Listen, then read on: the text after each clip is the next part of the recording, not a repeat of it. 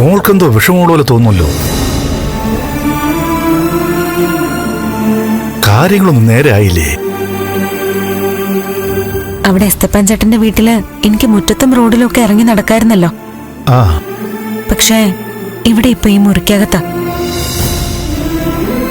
ദേവിയോടുള്ള കാര്യം ഈ വീട്ടിൽ പോലും ആർക്കും അറിയില്ല ഏട്ടാ.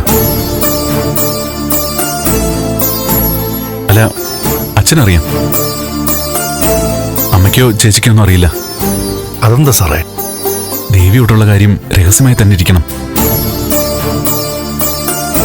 മീരയുടെ യഥാർത്ഥ കൊലപാതകയെ കണ്ടുപിടിച്ചിട്ടേ മറ്റുള്ളവരുടെ മുമ്പിൽ ദേവി എത്താൻ പാടുള്ളൂ.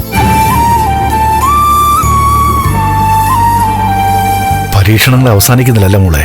ഞാനിപ്പോ നന്ദുവിന്റെ അടുത്തില്ലേ, അതുകൊണ്ട് തന്നെ എനിക്കിതൊന്നും വലിയ പരീക്ഷണമായിട്ട് തോന്നുന്നില്ല. ഞാനിപ്പോ വലിയ സന്തോഷത്തില. ഞാനിങ്ങോട്ട് വന്നത് അവിവേകമാണെന്നറിയാം. ഏയ്, അങ്ങനൊന്നും പറയില്ല എസ്തപ്പേട്ട.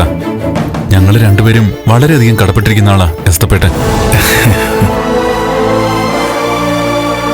ദേവിക്കും എനിക്കും അഭയം തന്നു.